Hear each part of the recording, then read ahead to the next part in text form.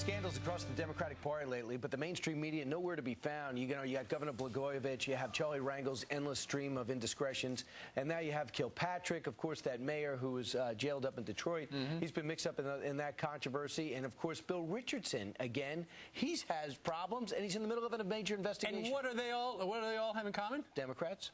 Well, you would never know they were Democrats if you watch the mainstream media. Joining us right now, our old buddy from the Media Research Center, Seton Motley, joining us from their world headquarters. Hey, Seton. Seton, good morning, all. What's up the deal? What's the deal with this? You know, if these guys, if even one of them were a Republican, that is what would precede their name: Republican governor, Republican senator. But instead, we've got two Democrat governors, and I think at least two questionable U.S. senators, all on the Democrat side. Well, it's three now if you count Governor Richardson. Well, that's true. Yeah, he's certainly a governor for now, and probably remains, at least for now. Yeah, I'm going to bring back a phrase from the good old days of 2006 for the media: culture of corruption. Right.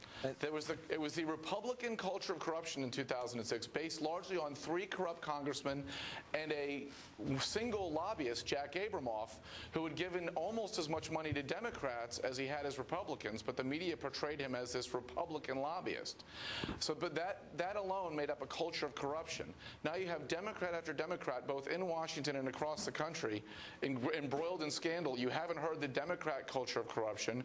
You haven't heard them linked, and oftentimes, as is the case with Spitzer, they're not even identified as Democrats when they're written about or reported upon. Well, first off, you got the biggest story, Rod Blagojevich. You know, we discussed him. This guy is a Democratic governor, sitting governor, who is going to be impeached shortly, and many people fear a special election will put a Republican senator in that seat.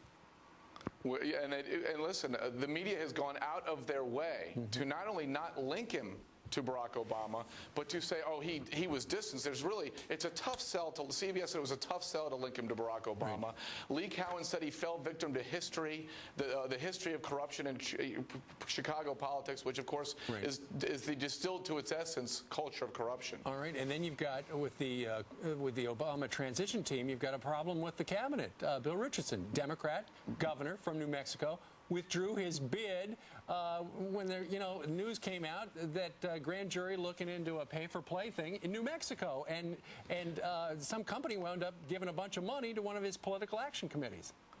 Well, he was going to be the Commerce Secretary, so you could make an argument that was actually, he was getting ready to do his job. Good for business. But, yeah, no, the Democrats are all over the place right now, embroiled in scandal, and we don't hear. In fact, if one remembers Mark Foley, his replacement, Mahoney, in Florida, ran as the family values guy and was caught giving campaign money to a mistress. Yeah. So they're Is that against the law now?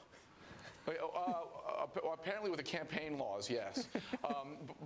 But you remember how much coverage Foley got for that exact same congressional seat for his scandal, and there's been virtually no reporting on Mahoney's doing the exact same type of thing in the same district. It does seem to be a lot, and so far 2009 has not been a pleasant one for the Democratic Party. Al Franken, Charlie Rangel, William Jefferson, Elliot Spitzer, all closing out and starting the new year. It appears there's a double standard. Seton Motley from MRC.org. Thank you very much for joining us.